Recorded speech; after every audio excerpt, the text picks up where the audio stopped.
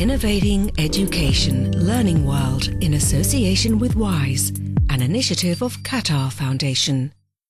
For the tribes living in the jungles of Indonesia, nature can be a challenge. One organization is setting up informal classes for nomads and hunters with the aim of teaching people how to fight for their rights. Let's have a look.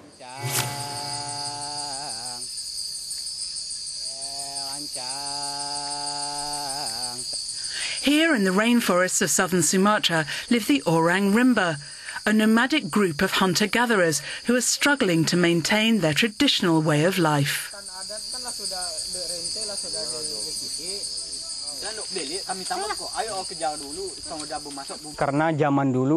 Orang Rimba traditionally didn't go to school because of the high level of criminality we experienced with outsiders. But one outsider, Butet Manurung, was different. They come to me and said, "Can you give us school?" That's the most beautiful words I ever heard. For Orang Rimba, school means addressing problem, addressing their, preserving their tradition, preserving their conservation. If the curriculum doesn't meet this, that's not school. Interaction with the outside world is one of the biggest problems for the Orang Rimba. I understand a lot of issues now. Before I went to school, I had problems even just going down to the village. When I started going to school, I was able to see the outside world. It was like opening a window for me.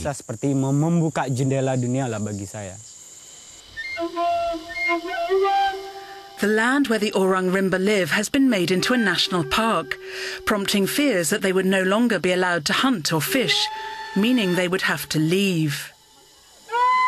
But classes for adults are equipping the people to fight for their rights over the land where they've lived for generations.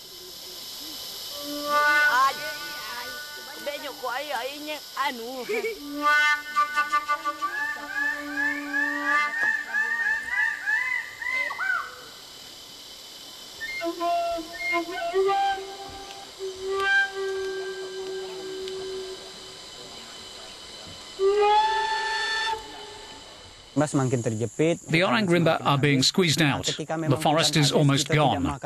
If the forest goes and we don't have any education, it means people won't be able to make a living, or protest at all, or do anything at all about forest issues. But education can change this.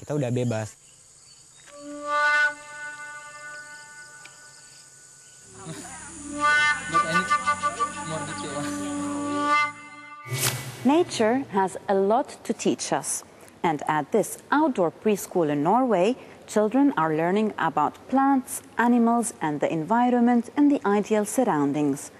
Join us for this report.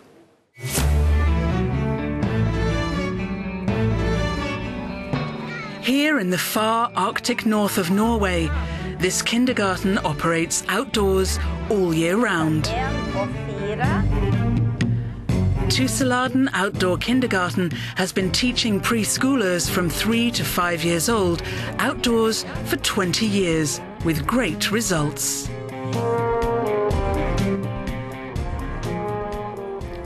We follow the seasons in our teaching. A lot of what we do, our activities, deal with the weather and discovering nature. We do different things at different seasons. It's logical when you live this far north. They use a traditional tent for shelter and to rest in. But most of the time is spent outside. Preparing backpacks for the mountain hike is part of the teaching. The teachers here and the children's parents feel that modern childhood has become too protected, regimented and technology-centred. They believe that outdoor teaching makes children stronger, more resilient, and also more creative. Obviously, outdoor life involves more physical activity, spending lots of time in the fresh air, learning to appreciate nature and becoming independent and confident. It's important for us, and it's a lot of fun to go hiking when you know the surroundings. 10% of all kindergartens in Norway are outdoor schools, and they often boast more male teachers than indoor kindergartens.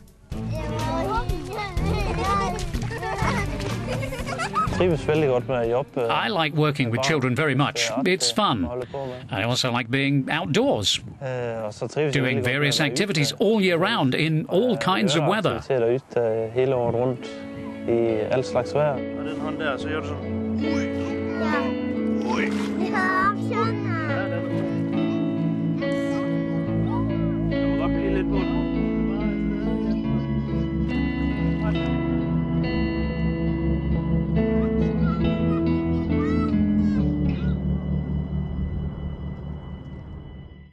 Many countries have to adapt their schools to both the natural environment and local living conditions, resulting in unusual schools like this floating building in Atypical in Cambodia. Let's find out more in this report.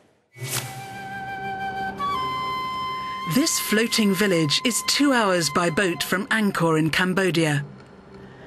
The people here live by fishing in the lake and breeding crocodiles. Most of the people here are too poor to build a house on dry land. They live on floating houses instead, where they can fish and dry their catch to sell. Life here is expensive, as everything has to be brought in by boat.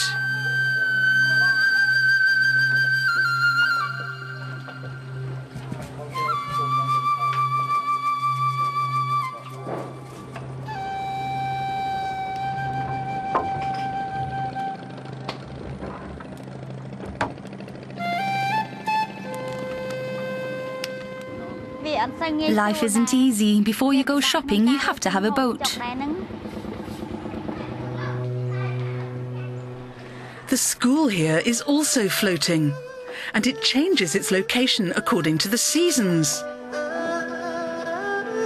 The playground is surrounded by chicken wire so that footballs and other toys don't end up in the water.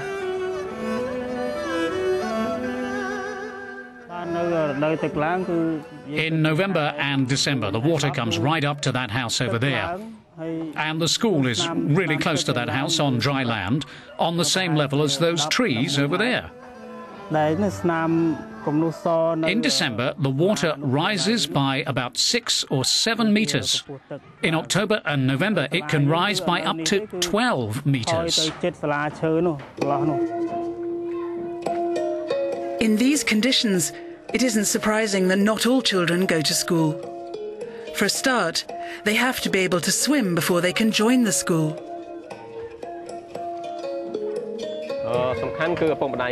The most important thing is that from 5 or 6 years old, children have to learn to swim.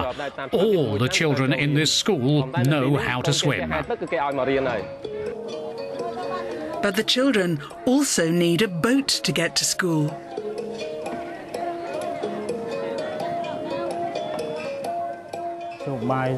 Yes, it's vital to have a boat to get to school, but some families don't have the transport to bring their children to school. So they can only come in the dry season, when the school is accessible from dry land.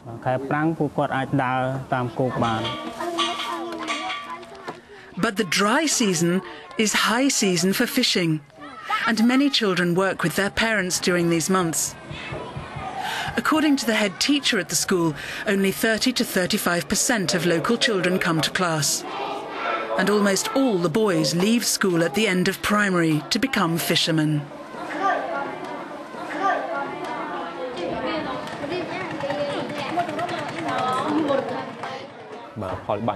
It's very hard for me. There's a lot of absenteeism and lateness, so I'm always having to go back over missed lessons, which makes teaching very difficult.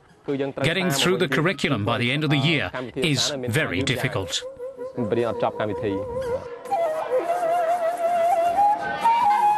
Shortages of staff and equipment are additional difficulties, and low salaries for teachers don't help either.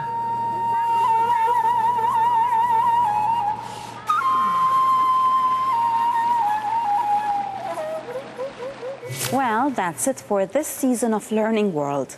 But we will be back soon. Wait for us.